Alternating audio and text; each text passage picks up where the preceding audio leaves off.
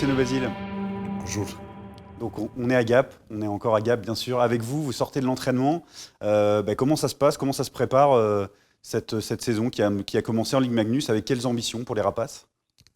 Ouh là là, des ambitions. Avant de parler de ça, on va essayer d'organiser l'équipe. On a 19 nouvelles recrues.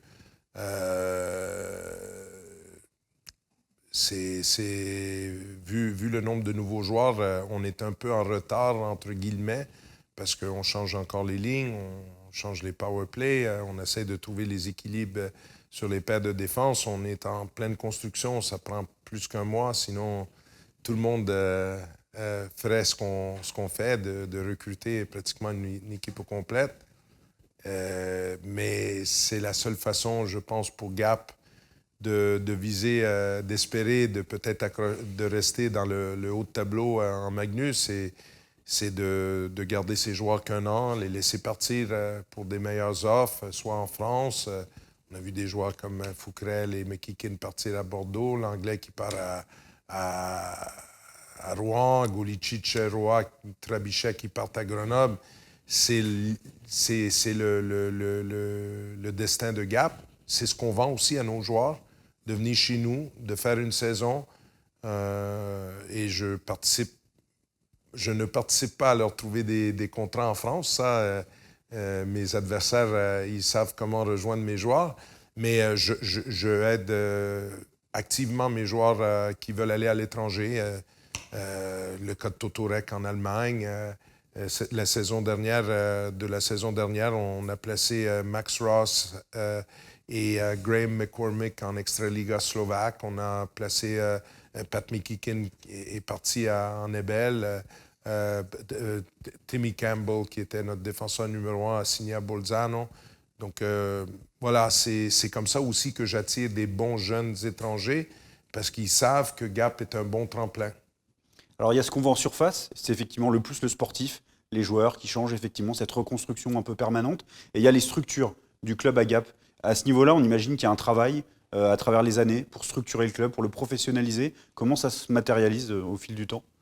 Ben, il y a eu une belle évolution depuis 4 ans, parce que quand je suis arrivé il y a 4 ans à Gap, on avait Jody Umniski qui travaillait pratiquement tout seul, qui faisait un travail impossible. Marketing, communication, il gérait les bénévoles, il y avait beaucoup de bénévolat autour de la billetterie et tout ça. Et j'avais un adjoint qui était Éric Blais, mais qui partageait son temps avec moi, mais aussi avec le hockey mineur. Et j'avais Jean-Baptiste Chauvin, qui était à la fois préparateur physique et chef matériel. À la base, c'était un préparateur physique, mais parce qu'on n'avait pas de chef matériel, il faisait les deux. Donc, c'était une organisation qui était très, très loin d'être pro. Je pense que le premier investissement important a été d'amener Sébastien Oprandi ici, qui est le manager général du club, qui chapeaute tout le travail qui se fait en administratif. Il y a eu l'arrivée de Kevin Esmieux, il y a eu le départ de Kevin Esmieux là, cet été pour Lyon, mais il y a l'arrivée on a embauché 3 nouvelles personnes dans l'administratif. On a un chef matériel qui ne fait que le chef matériel. On a un préparateur physique, on partage le coût avec le mineur. On a même un stagiaire en préparation physique. Donc, je dirais qu'en 4 ans, Gap, on est et on restera toujours un petit club. Mais comme je dis à mes joueurs, j'ai dit le gens autour, on veut être le meilleur petit club au monde. C'est-à-dire qu'on est vraiment un petit club, mais je trouve que les choses sont bien faites à Gap. C'est sérieux, c'est solide. On ne dépense pas des sous qu'on n'a pas. Et à travers les 4 années même de résultats sportifs, les résultats ont été très bons, mais il y a eu aussi un travail continuel de construire tout ce qui est derrière l'équipe, parce que c'est ça qui va faire que le club peut durer dans le temps. Savoir s'entourer, c'est important. Vous avez eu 4 fois le titre de meilleur coach. On sait souvent que derrière ce travail de coach, il y a des gens autour dont vous venez de parler. Par exemple, quelqu'un comme Éric Blais, qui est un peu un travailleur de l'ombre, qu'on connaît moins, qu'on interviewe moins peut-être aussi. C'est crucial aussi d'avoir les bonnes personnes au bon poste à côté pour pouvoir se concentrer sur l'essentiel pour la réussite de l'équipe? Moi, je suis adepte de la philosophie de Steve Jobs, l'ancien CEO de Apple, qui disait toujours il ne faut pas engager des gens pour leur dire quoi faire. Il faut qu'on recrute des gens pour qu'ils nous disent quoi faire. Moi, déjà à Briançon, quand la structure était beaucoup moins pro, c'est-à-dire j'étais tout seul, j'avais un adjoint qui venait même pas en déplacement dans le temps Edo Terglav, même les dernières années, parce que les premières années, j'étais tout seul avec Alex Rouillard qui faisait le matériel et moi, je coachais. Et même mes premières années à Briançon, c'est même moi qui nettoyais le vestiaire, je devais les maillots, les bas, j'avais pas de chef matériel. Mais même déjà à Briançon, je pense, je me suis toujours entouré de bonnes personnes. Je pense à des joueurs comme Victor Schilling au tout départ, à Edo Terglav, à François Groslot, qui a été en absolu un de mes joueurs préférés de all-time, de tous les temps. C'était un mec génial, un compagnon de bataille. Et puis, il y a eu Marc-André Bernier, qui a été excellent, mais ça, c'est, je nomme des joueurs, mais j'ai toujours recruté moi, je ne considère pas que je coach des joueurs de hockey. Je coach des hommes qui jouent au hockey. C'est pas pareil. Et quand je recrute des gens qui m'aident parce que c'est des bonnes personnes et qui sont généreuses, altruistes en général. Ceux qui ne le sont pas, je vais tout de suite au clash avec eux. Et j'ai eu aussi des relations compliquées avec des joueurs parce que je sais qu'on m'impute que je suis un entraîneur qui est dur avec les joueurs. C'est complètement faux. Je suis un entraîneur qui est beaucoup derrière ses joueurs, mais en autant qu'il me montre de la générosité, c'est-à-dire qu'il ne rechigne pas à travailler, parce qu'il faut bosser, parce que le hockey, c'est comme n'importe quelle autre chose dans la vie. Si on ne travaille pas, on n'a pas de résultats. Et donc, si j'ai quelqu'un de généreux, qui est altruiste, qui pense à l'équipe avant lui-même, ben, quand il fait des erreurs, moi, je suis toujours derrière les problèmes. Je les ai eus avec des joueurs qui pensent plus à eux qu'à l'équipe. Là, il n'y a pas de zone grise, là. Donc, c'est soit je suis derrière mon joueur, soit je vais au clash. Et ici, ben, avec la structure, ben, j'ai des personnes qui... en administration, je n'ai pas trop de contact avec eux, mais ils font une bonne job. Mais Sébastien Oprandi, c'est quelqu'un qui tout le monde ici travaille pour le bien du club. Éric Blais, pour moi, c'est peut-être le meilleur technicien en France comme adjoint. C'est quelqu'un qui est très complémentaire avec mon travail parce que moi, je suis beaucoup sur le management du groupe et lui, il est beaucoup sur le comportement individuel des joueurs sur la glace. Donc, il est dans les détails, les déplacements, les pieds, la position de la crosse, l'approche au porteur. Je trouve que les entraîneurs, en général, tactiquement, tu sais, quand on évalue un entraîneur, on dit « Ah, ben lui, il est fort tactiquement. » Mais de la tactique, c'est la chose la plus simple. Tu fais un check à 1-2-2 ou tu fais un check à 2-1-2, tu veux pitcher tes defs ou tu les pitches pas, tu veux être agressif, moins agressif, ça, c'est facile. C'est pas ça qui amène une équipe à avoir du succès. C'est le management des personnes et c'est les détails à l'intérieur des systèmes. C'est-à-dire, c'est les comportements de jeu, quand aller, quand pas y aller, jouer sur la petite glace et donner les couloirs de l'extérieur pour protéger l'enclave. Et c'est dans l'enseignement sur les comportements de jeu des singuliers qu'on obtient des résultats. Et Éric, là-dessus, il est très fort. Et je lui laisse cette responsabilité-là. Et moi, je pense plutôt au côté tactique et au management des personnes. Vous parliez de recrutement tout à l'heure. Les clés, c'est d'avoir un bon réseau déjà, d'avoir des relais qui savent exactement quel profil de joueur on veut, etc.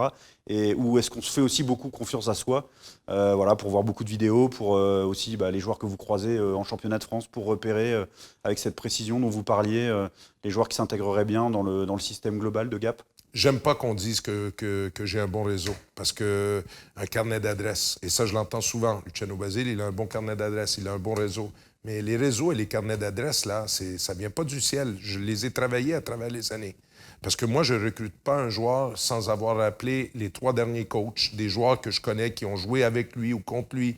Et donc, un carnet d'adresses, ça se construit par les efforts qu'on fait. Je connais, oui, beaucoup de gens dans le milieu du hockey, les entraîneurs des East Coast, les entraîneurs universitaires, ils me connaissent tous, ils savent qui je suis, mais c'est pourquoi? Parce que je ne rechigne pas à faire les appels. Il y a beaucoup d'entraîneurs encore aujourd'hui, quand ils ont besoin d'un ailier droit qui est buteur, ben, ils appellent 3-4 agents, ils leur demandent ben, j'ai besoin d'un ailier droit sur ma première ligne, je veux qu'il ait ce profil-là. Parfait. Bon, mais l'agent lui produit un joueur, et ils reçoivent 4-5 CV, ils regardent les CV, ils en choisissent un. Moi, c'est pas comme ça que je travaille. Il y a beaucoup de jours dans le printemps, au mois de mai, avril, mai, juin, qui est le temps fort de mon recrutement, où je fais 50 appels par jour. Parce que je sais que c'est très compliqué de recruter et j'essaie par tous les moyens que je peux de minimiser mes chances de faire des erreurs. Et je sais qu'on n'a pas un budget qui est extensible.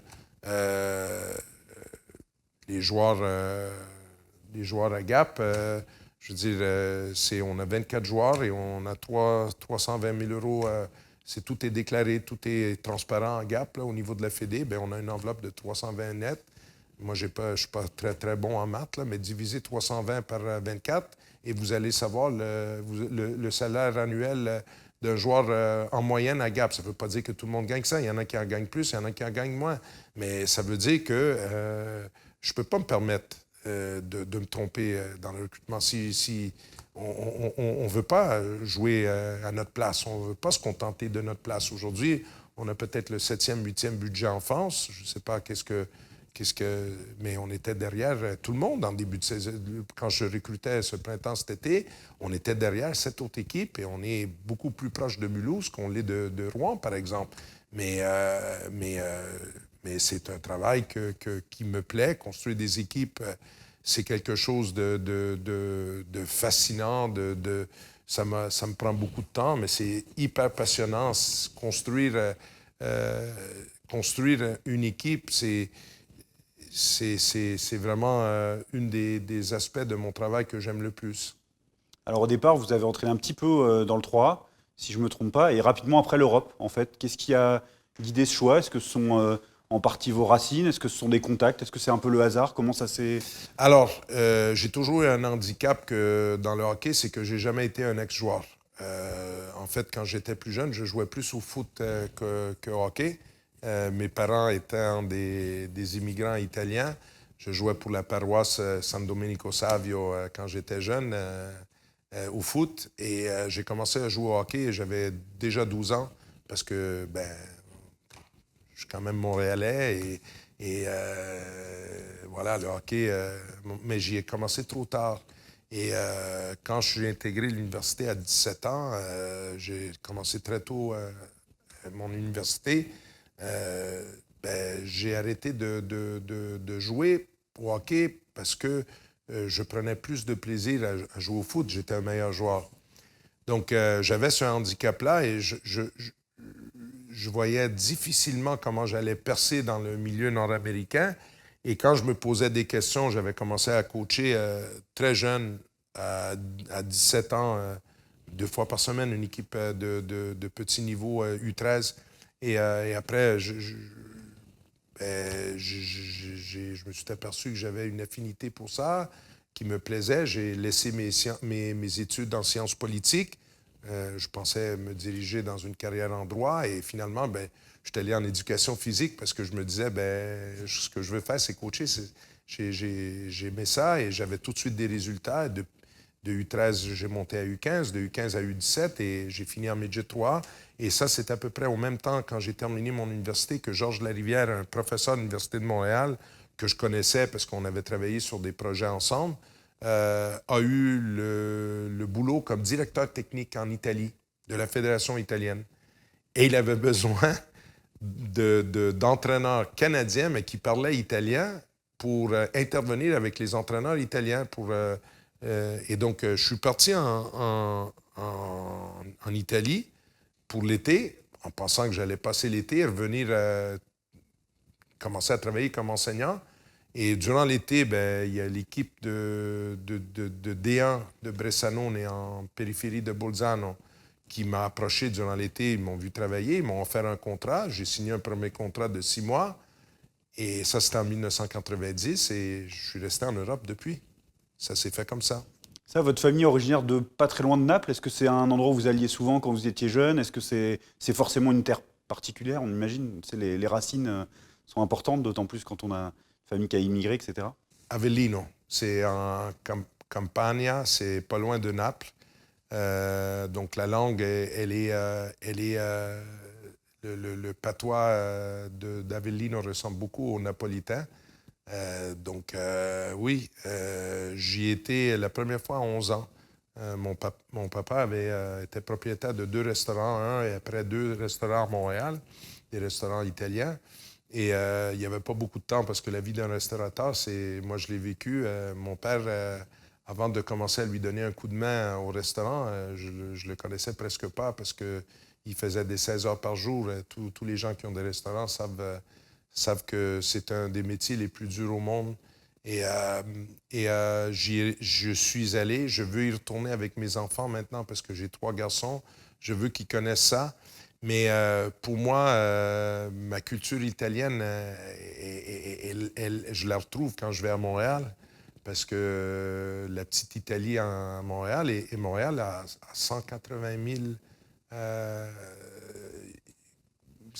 une population de 180 000 Italiens d'origine italienne. Et donc, la petite Italie, je me souviens d'avoir vu l'Italie gagner la Coupe du Monde en 82. Sur la rue Saint-Laurent, dans la petite Italie, on a bloqué tout le nord de la ville et ça fêtait. J'ai pas besoin d'aller en Italie pour retrouver mes racines italiennes. Je peux retourner à Montréal. Même voir un match de l'Impact de Montréal, puisque le propriétaire est d'origine italienne aussi. On sait que Oui. c'est assez lié. Il y a même il y a eu Alessandro Nesta, des grands joueurs italiens qui ont joué pour. Oui, là, pour c'est Montréal. Rémi Garde qui entraîne l'Impact. Tous les étés, je vais voir l'Impact. J'amène mes fils à aller voir l'Impact. L'Impact, c'est encore un sport accessible, familier, mais ça prend de plus en plus d'ampleur. Il y a quelques Français, Camacho, Rudy Camacho, il y a 2-3 défenseurs français. Et il y a Rémi Garde et Joël Batz qui sont là et qui font un bon boulot. Là, d'ailleurs, ils ont gagné en déplacement là, ce samedi 4-1, je pense. Et ils sont en pleine bourre et ils ont une chance de faire les playoffs. C'est un petit budget, mais oui, le foot a toujours été... parce qu'il y a une grande communauté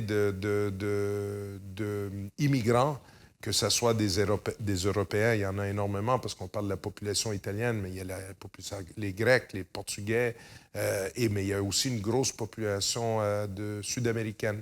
Donc le foot a toujours été important à Montréal. Il y a à puiser dans les autres sports, comme le football par exemple aussi, pour la vie de groupe, pour coacher, tout est bon à prendre. Quand vous avez l'occasion de discuter avec des entraîneurs d'autres disciplines, c'est intéressant, c'est toujours une richesse supplémentaire. Je fais ça par la lecture. Chez moi, j'ai une centaine de livres sur le management et il y a beaucoup plus de livres disponibles aux États-Unis parce que tous les grands entraîneurs sont sollicités. Je suis un gros fan de Bill Belichick, l'entraîneur des Patriots de Nouvelle-Angleterre, qui a une philosophie que j'adore. J'ai emprunté beaucoup de choses de lui parce que la Nouvelle-Angleterre n'a pas le plus gros budget de la NFL. Et c'est quelqu'un qui a toujours dit, je ne paye pas mes joueurs pour qu'est-ce qu'ils ont fait, je paye mes joueurs pour qu'est-ce qu'ils peuvent faire pour moi l'année prochaine. Donc, s'il paye son ailier éloigné un certain salaire, et que ce joueur-là, il explose et qu'il a des demandes, bien, il le laisse partir et il va trouver un nouveau qui va faire le même boulot pour le même argent parce qu'il faut qu'il sauvegarde sa structure. Bill Belichick, il y a d'autres, des entraîneurs, John Wooden, un entraîneur de football à UCLA, Phil Jackson, je suis grand fan de Phil Jackson. Il a une philosophie un peu bouddhiste, zen. C'est quelqu'un qui aussi croyait beaucoup que les joueurs, qu'il fallait coacher des hommes et non des joueurs de basket. Greg Popovich, par exemple, aussi. Oui. Référence. Mais j'ai un peu décroché du basket depuis Michael Jordan, moi.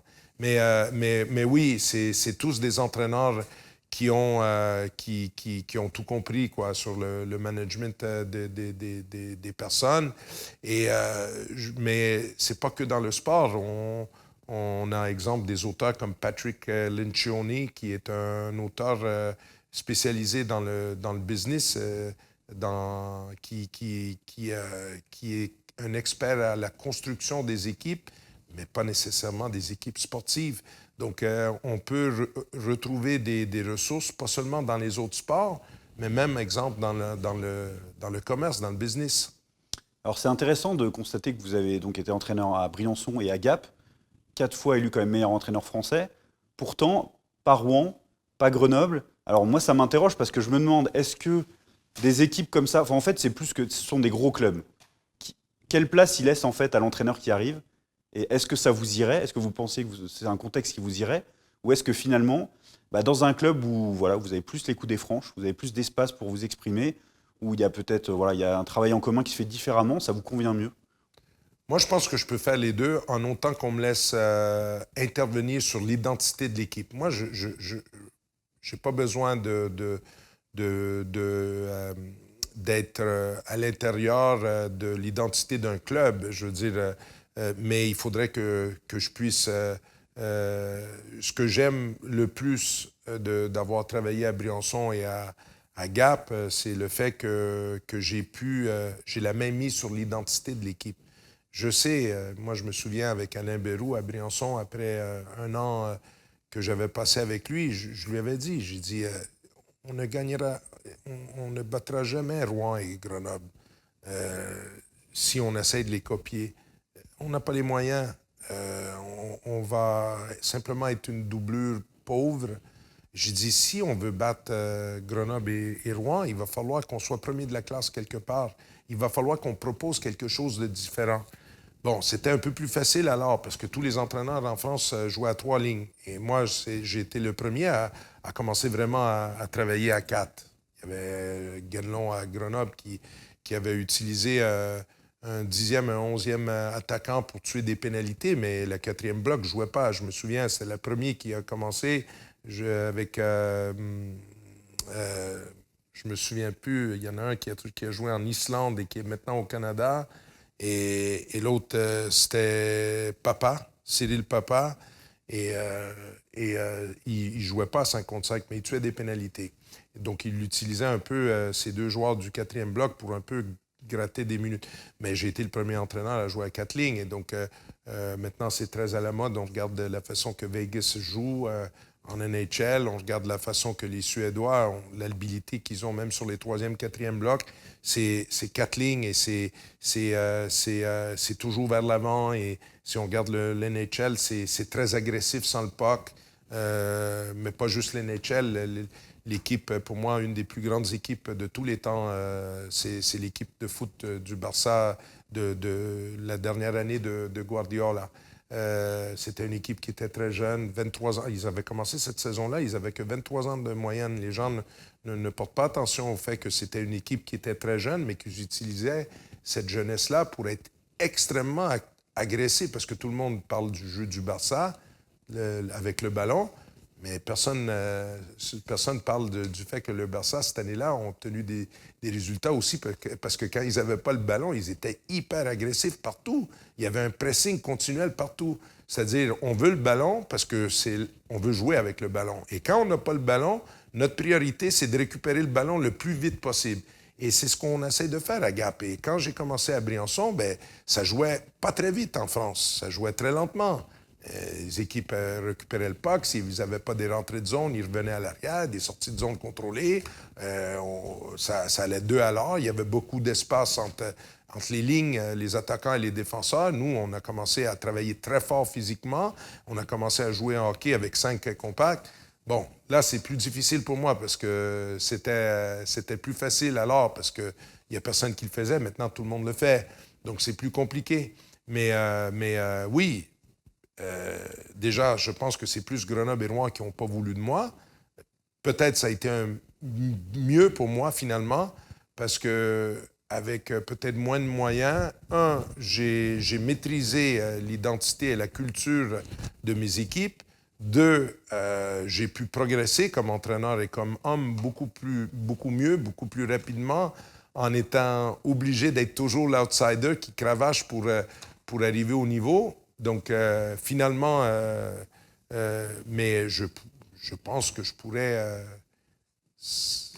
c'est malheureux parce que je fais ce que je dois faire pour permettre à mon club et mon équipe d'avoir des succès. Si j'étais dans un plus grand club, et d'ailleurs, je prends moins de place à Gap aujourd'hui qu'il y a 4 ans, quand j'ai été interviewé pour la sélection, on m'a demandé est-ce que tu es capable de travailler en équipe? Je ne comprends pas. Comment un entraîneur peut avoir du succès s'il ne peut pas travailler en équipe? Je trouve cette question-là, je la trouve, je la comprends pas. Je fais ce métier-là pas parce que je suis un passionné de hockey. Je fais ce métier-là surtout parce que j'aime travailler avec les gens. Ça ne serait pas le hockey, ça serait autre chose. Je suis beaucoup moins passionné de hockey que beaucoup des amateurs de hockey. Finalement, le hockey, pour moi, c'est juste un outil pour faire ce que j'aime, construire des équipes, travailler ensemble. Je trouve une des choses... je trouve que notre société ne donne plus à l'homme la possibilité de travailler en équipe. On est obligé de penser à nous, à notre gueule ou à notre famille. C'est chacun chez soi.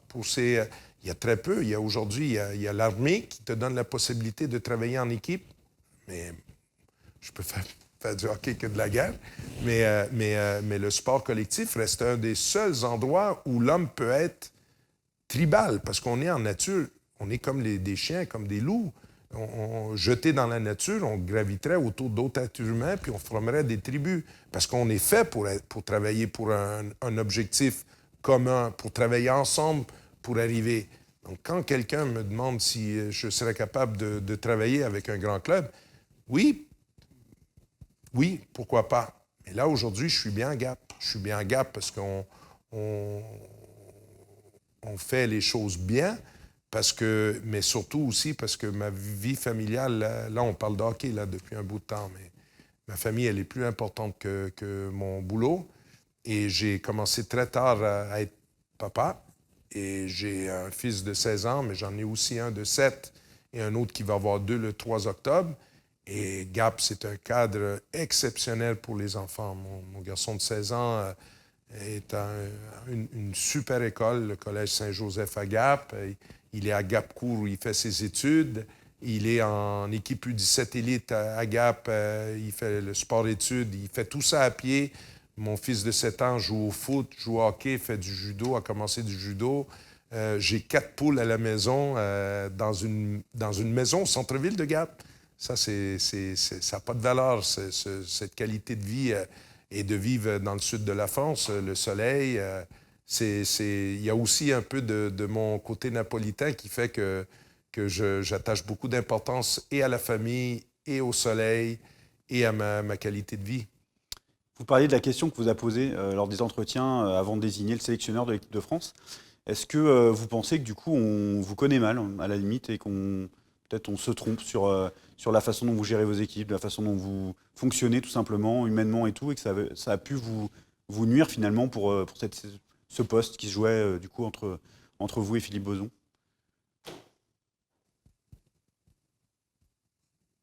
Je pense qu'on n'a aucune idée en France de ce que c'est le rôle d'un entraîneur. Un entraîneur peut avoir un visage public. Je ne vais pas à l'outrance, là. Je ne suis pas un fan de Mourinho, exemple. Mais son boulot de toujours avoir mauvaise mine et d'attirer l'attention sur lui et de protéger ses groupes. Il est moins bon aujourd'hui qu'il l'était il y a quelques années, mais avant, il le faisait. Et moi, je fais mon boulot, j'essaie on peut pas, je peux pas être comme ça avec tout le monde. C'est un boulot extrêmement compliqué. Moi, un médecin, je me permettrais pas de dire hey, mais hey, votre technique de chirurgie, là, moi, c'est quoi cette affaire-là? Ben, dans le sport collectif, tout le monde est un entraîneur. Tout le monde pense qu'il sait mieux que l'entraîneur. Et donc, un entraîneur doit avoir une carapace. Il doit avoir un ego et il doit avoir une carapace parce que si on veut puiser dans nos ressources, exemple, une qualité primordiale chez l'entraîneur, c'est l'intuition. Et l'intuition, ça se travaille pas, c'est pas quelque chose qu'on peut aller travailler, mais l'intuition, c'est la capacité d'être dans sa bulle, de ressentir les choses, de voir voir les choses quand ils apparaissent pas clairement, mais d'avoir un feeling, mais de l'intuition. Si on porte attention aux autres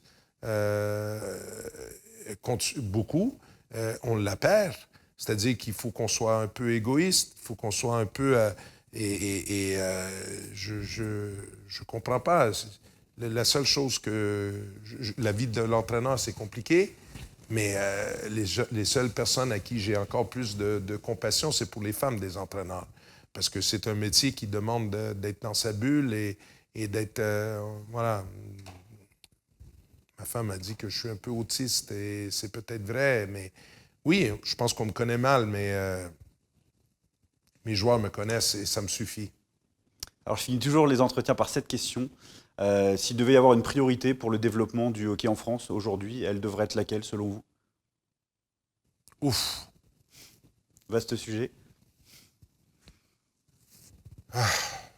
Vaste sujet. Déjà, il faudrait que la fédération commence à prendre des décisions en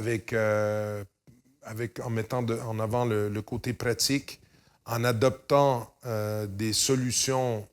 Oui, certes, il y a des solutions à l'étranger qui fonctionnent, mais la réalité française, ce n'est pas la réalité ni canadienne, ni suédoise, ni suisse. Il faut adapter. Après, je pense que j'ai des enfants qui jouent au hockey.